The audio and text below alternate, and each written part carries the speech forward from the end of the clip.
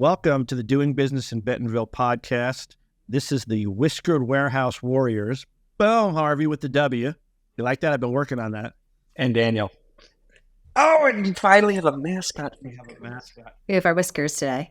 And Daniel, thank you for putting on that beard for us today. You knew that we were focused on Whiskered Warehouse Warriors, so I appreciate you coming prepared for the podcast. Our last guest, Harvey, had like the Monday morning kind of no shave. I had a shame. That's his look. It works. It was great for him, but we're getting there. So Daniel, nice to meet you. My name is Josh Safran. I'm the host of this podcast with Harvey Williams, our co-host. We run the Plug and Play team here in Northwest Arkansas, Elena and myself. Harvey, why don't you do an introduction, a reminder to the team, since you boycotted our last podcast and made me go solo. People may forget who you are. Oh, yeah. Sorry, Bobby. So, Will, I don't know. How deep we want to go? I would say that I lead and co-lead the supply chain practice at Plug and Play. On the investment side and the startup side, we are focused on meeting and helping wherever we can. Sometimes that's investing. A lot of times it's not. The best founders in the supply chain space. And Daniel's working on some really cool stuff, especially in middle mile. So excited to chat. Daniel, do you want to maybe flip a quick intro yourself? Yep, sounds good. Hi, everybody. My name is Daniel Sokolovsky, co-founder, CEO here at Warp. I've been in logistics my whole life. I've kind of touched everything in the space from on-demand food delivery at my first startup that was a food delivery marketplace, last mile logistics on a national level with Axelire, and then as of about 2.5 years ago, now focused on middle mile and kind of broader supply chain with Warp. And the shirt, like it's booming. Like, I love that shirt. Thank you guys. We gotta, we have to look fresh, we work with a lot of retailers and stuff like that. So, once in a while clothes fall off the truck. No, I'm just joking. Love it. Daniel, can we give the brand a little shout out? What shirt is that? Because I kind of want to go buy one. I'll double check. I think it's like some Nordstrom, like whatever. I'll let you guys know later on. All right. It's a PG podcast here. We didn't need to see. But I'm glad that you kept the shirt on. I got a little nervous for a second. I'm not gonna lie. Yeah, yeah. It's not that kind of supply chain podcast. Come on. All right. After Harvey slurps his coffee, we're gonna move to Elena. Get Flawless. Elena has got an icebreaker, and Daniel, I need to let you know, I am the host of the icebreaker, and I'm not very good. So I'm going to need your help because it's you competing against Harvey, and I stink at this. So bear with me, but I think we could do better than me and you together than me and Harvey together. Elena, what are we doing? All right, guys. So today we're going to play a little catchphrase. So Josh is going to describe a word on a piece of paper, and you guys are going to try to guess it. Harvey versus Daniel. The points don't actually matter, but one of you will be crowned the winner. You have 1 minute, and we're going to see how many points we can get. Josh, The points don't matter. pressure is on but you. We are going to crown a winner. Yeah. Yep. That doesn't make sense. I'm ready. It's just bragging. It's Daniel? just bragging rights. Who doesn't want You're those? going down. Harvey, do you want to Yeah. go first or do you want to go last? No. They're going to shout them at you. Wait, I just see. Oh. All right. So I call it out, and then whoever shouts it out first. Gets the point. And what's Yeah. the over under on accuracy? Are we going to get to over 1.5? Like, are we going to be able to get? Last time we got 0. We got one Oh, I cheated. at the last second.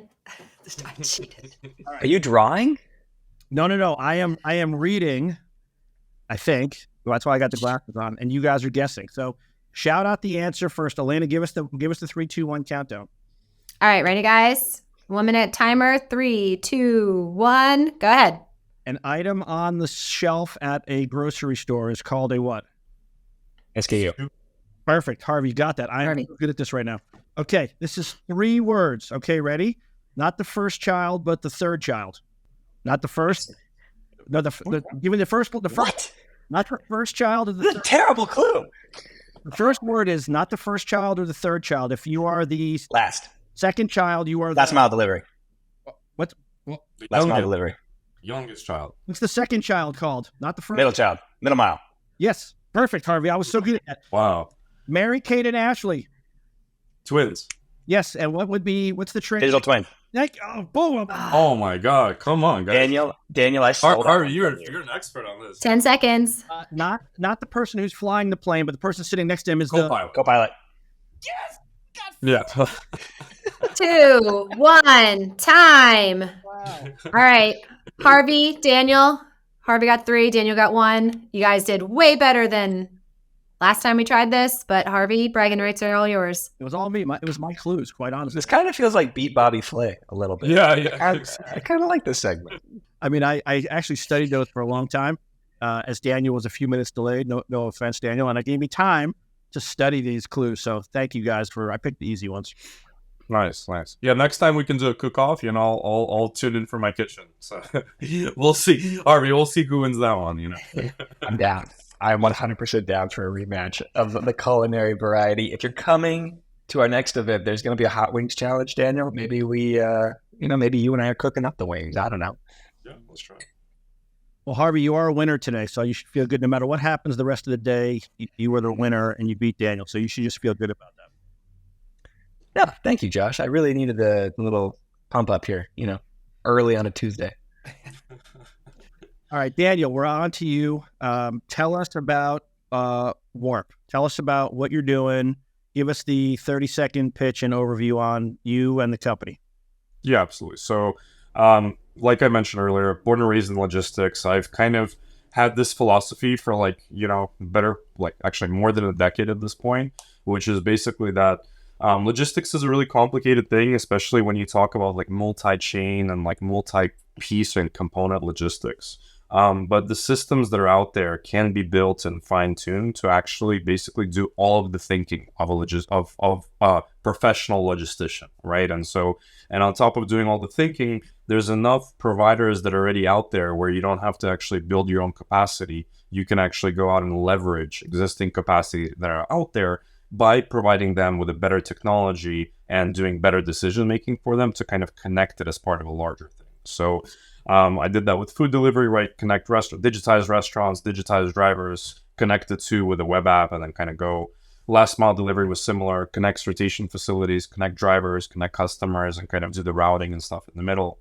Now, the middle mile, there's a lot more steps. It's a much more complicated supply chain that we focus on.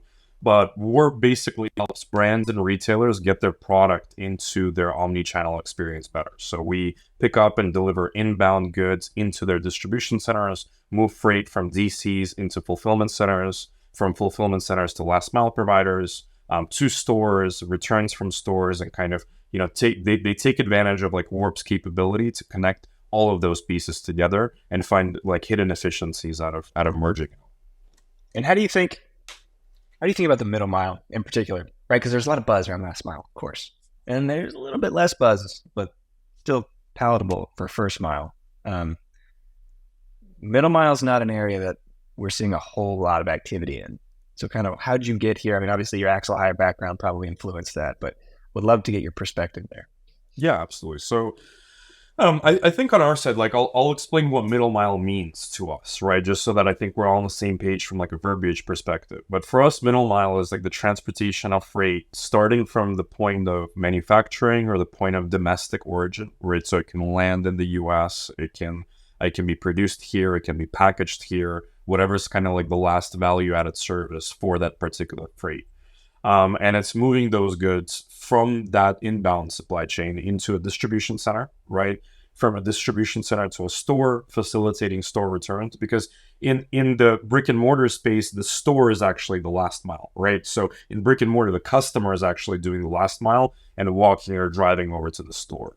And e-com, it's a UPS driver or a FedEx driver that's doing the last mile. And so in that case, it's from the DC to the fulfillment center to like basically the very last mile node, right? So if you're moving freight, let's say you're a retailer that's buying freight from vendors in Atlanta, right nearby a port, whatever it may be, and then delivering to customers in California from your fulfillment center in Pennsylvania, then basically what happens is that we can manage all the way from Atlanta to Pennsylvania. You wait for the order to come in, you do your pick and pack, and then we move it from Pennsylvania to California in whatever fashion is best, right? And then the e-commerce provider, like a UPS, FedEx, name your regional, basically we bring it off to their final facility and they actually do the last mile delivery to the customer. So that's like what middle mile is to us. And so like, you know, when I'm thinking about that, it's actually a bigger market than last mile is. You have larger kind of revenue amounts per transaction, right? Like we used to, you know, in last mile, they're basically fighting between $5 to $10 price point to deliver a package, you know, over like a few zones in the US, right? And so if you think about like the amount of work that goes in to like perfectly delivering a package across multiple regions and charging $8 for that, it's almost like, wow, like that's crazy, you know? And obviously you need like volumes, like economies of scale and a huge amount of volume and things like that for it. But with middle mile, you know, the transactions are, you know, anywhere from 10 to 200 times that, you know, per transaction. Your margin is again in a similarly proportional to the margin that you would get in a last mile package. And so there's a lot there. And also I feel like in a lot of cases, last mile has like, it's pretty solved now, right? Like you don't see some crazy automation, you don't see some like crazy stuff happening, right? In last mile, but with middle mile, there's a huge amount of opportunities.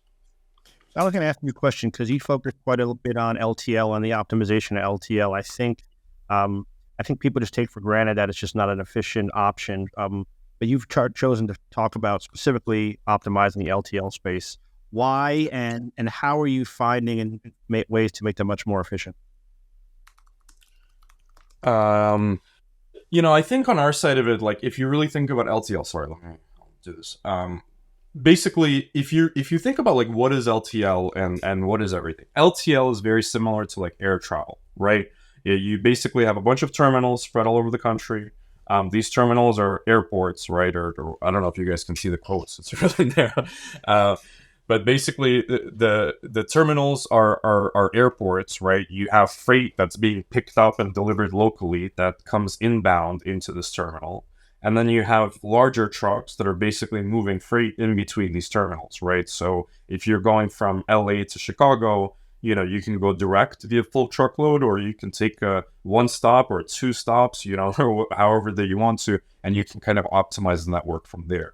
And the biggest kind of flexibility that you have as a shipper, right? I mean, like you can change your product, you can change all different stuff, but the biggest flexibility that you have as a shipper is actually the speed, right? And how quickly that you need it to get there.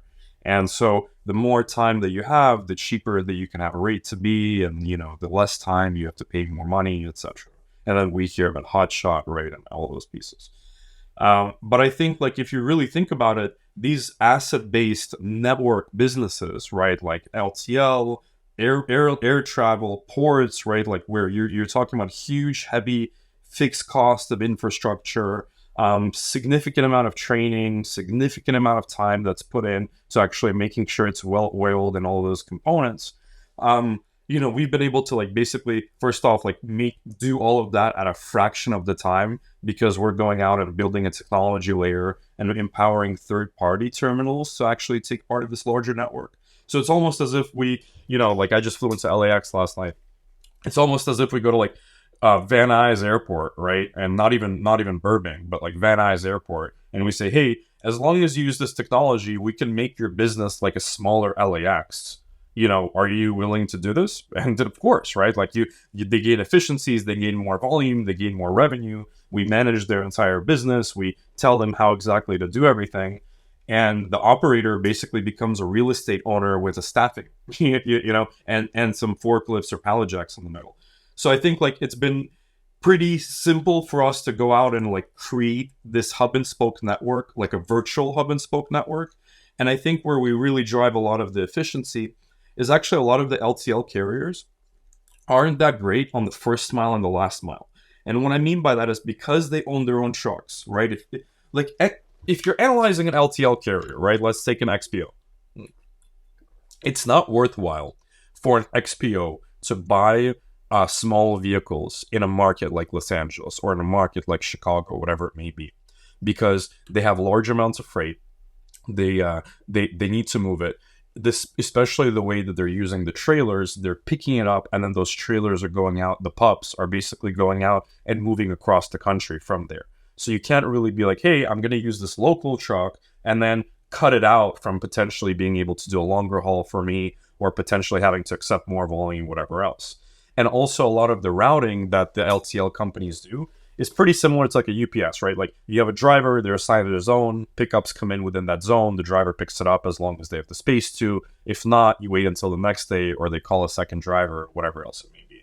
So on the first mile and last mile piece of it, which is like, you know, what's happening within the local area, everything is routed dynamically. We're digitally dispatching. Again, we're operating with a network, right? That's multi-capable. It's multimodal is one thing, but like even within the same mode, which is ground, we're using everything from providers with cargo vans, 18-foot box trucks, 24-foot box trucks, 26, 30 foot. You know how many different vehicle types there are that you can possibly use for this?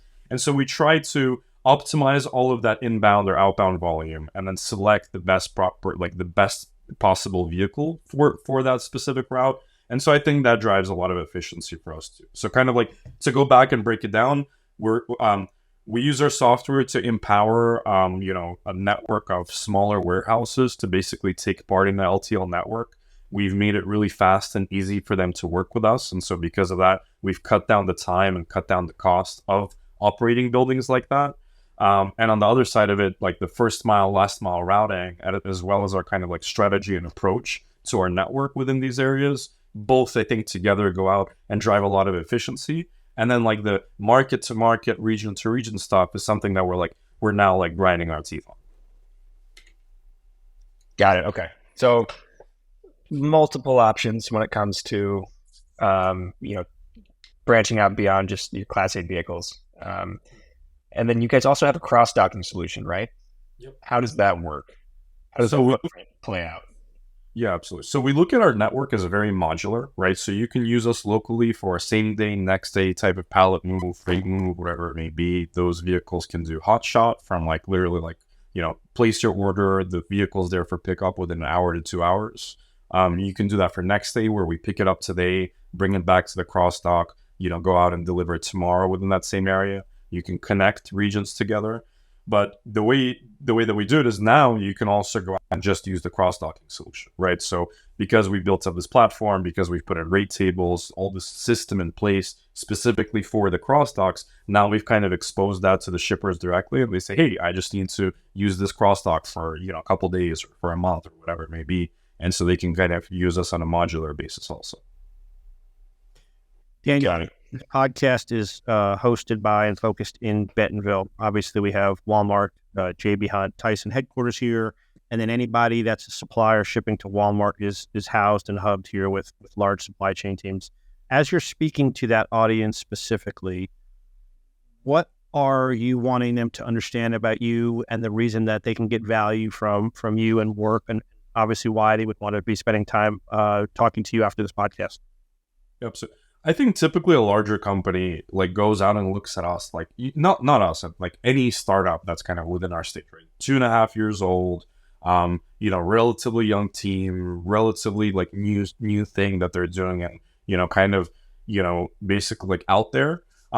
First off, like talk to us, right? Like analyze if there's even some kind of possibility, right? Like don't be afraid, don't be shy to actually have a conversation with us.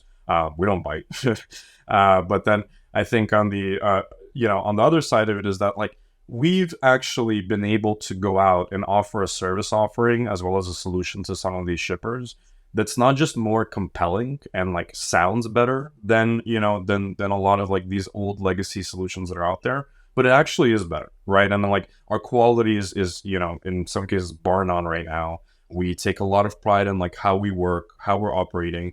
And yeah, I mean, we've been in like Warp has been in business for 2.5 years, but myself, our team, we're a team of, industry experts, veterans that like have kind of come together to offer this brand new thing out there to the market. And it works. Like, check us out, like, look at us from the outside in, but also look at us under the hood, right? Run a sample with us, see how it works. Like, I really believe that this type of model is the future of LTL, right? Like, what more can you do in LTL other than like buy out, Yellow's old warehouses at auction, right? But like I think now, like what is more and how do you push that next limit is, as a company like Warp, right? Like we really have taken on a unique approach to how we participate in this industry. We have a very unique solution that's out there, and it works. And just check us out and see if it can work for you. And on the topic of scale, because I think that's important to the audience to know, especially, can we go a little bit further? How many team members do you have? Like, where are you operating right now geographically? Like, can we give the audience a sense for the operations that Warp has today? Yeah. So our corporate team, which is kind of like, we have three teams, you can say. So we have corporate, which is about 22, 23 people. We have our engineering office, that's about another 19 or 20 people, that's in Vietnam. And then we also have a call center in Colombia. That's another like maybe 12 people or so. And so basically that's like the team size. As far as like, how do we scale? How do we operate? We mainly target enterprise accounts and enterprise shippers. We work, once in a while, we'll take a small business if it's a referral or whatever it may be. We mainly target enterprise shippers. We try to look for people who have consistent amount of volume where using us actually makes an impact for them, right? And we're talking about double-digit percentage savings, double-digit efficiency gained, right? Type of impact, not like, some marginal thing that, will take, 9 months to actually prove it out. We want to show them we can make an impact right away onto their business. We can come in, get more efficiency for them, and kind of go. We've been pretty successful with businesses that are, large, and we go out and roll out with them. So I wouldn't say like we're capped from a scale perspective, right? Like the system is doing a lot of the work. We vet the carriers. Like over time, things get more and more automatic and require less work for us to do too. So just about like getting a good scale up plan with us, figuring out how to roll out the offering across their network and go. Like we have a major like brick and mortar retailer right now that basically has taken us on from everything from their inbound supply chain to the store deliveries, store returns, e-commerce returns, right? So like they've really like over the past year and a half have started using us for every single piece of their supply chain. And they've had amazing results, right? Like they've been able to generate much quicker cash flow. We're giving them visibility to inventory in transit. Their stuff is getting to the stores in a more accurate method. The store managers and the unloading team has a way easier time because we provide the tracking, we provide the links.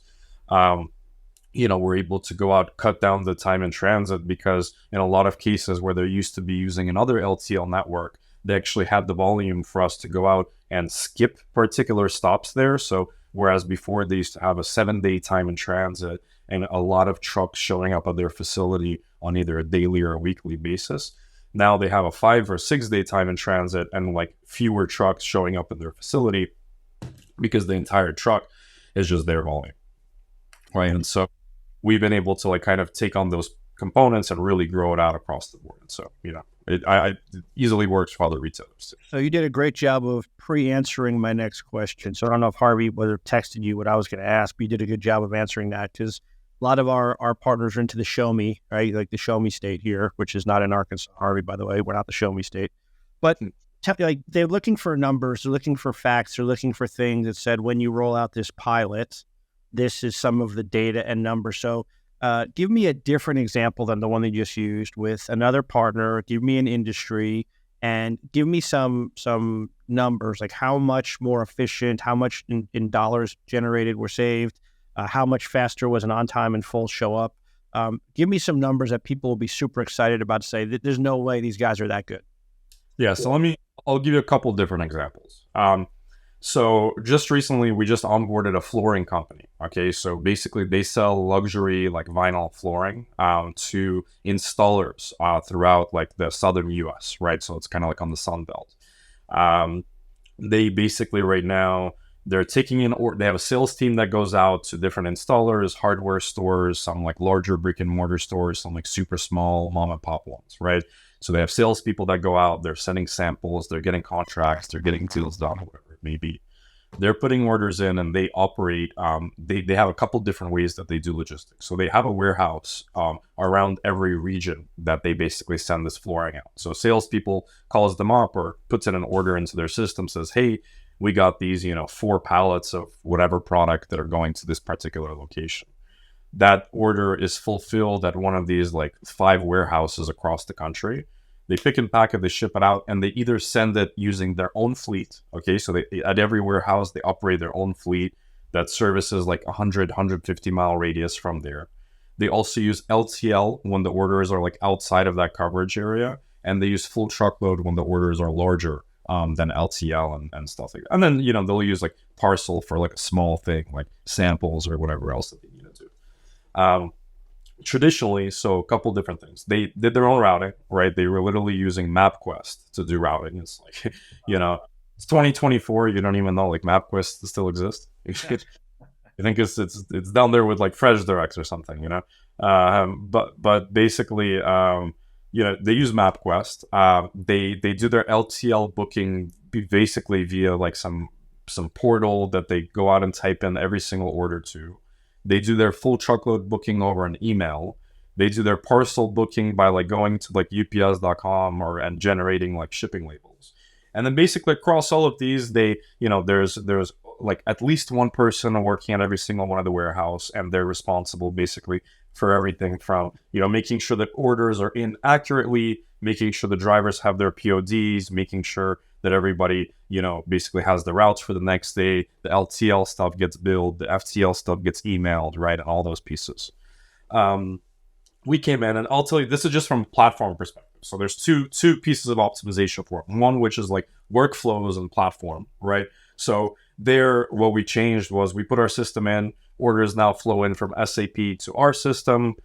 This person basically has to do nothing, right? And they can basically make sure they're communicating with the drivers. And what that's allowed them to do is actually pivot their mentality throughout the day, right? Like particular one, Stephanie in like the LA facility, she was basically going out all day worried about, hey, I have drivers, or this driver's calling me, I got to dispatch this, or I got to make sure the paperwork is ready. Or one of her biggest hurdles was actually the PODs every single time the drivers would get back.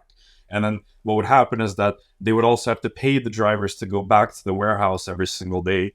Daniel, we're coming up close on time. I want to thank you for coming on and joining us today. We'll kind of wrap up with you in a minute, going through your website, how people can find you, how they can connect with you. Harvey, I always want to end our segments asking you, as our resident guru, somebody who is a lead investor in this space for plug and play, what are you seeing? First mile, middle mile, last mile? What innovation are you seeing? Is this a space where corporate partners should be further engaged with a company like Plug and Play and try to solve some of these challenges, technology-wise? I'd love your lens in this space, please. Yeah, and I kind of want Daniel to agree or disagree with me, but I think this is a hard space, right? It's a hard space for startups to get involved. I think we as an industry, we oversaturated the entire digital freight market, turned it into a bit of a bubble itself, right? And I'm not talking about what happened recently with Convoy. Like, I'm going even further back to 17 and 18, when there was just this deluge of options, whether it was long haul, FTL, LTL, whether it was marketplaces, people trying to be a marketplace, it ended up just being a digital brokerage. How did you really know what was going on and what was happening? Daniel, from your days at Axle Hire, I'm sure you have an entirely a very unique perspective in that area.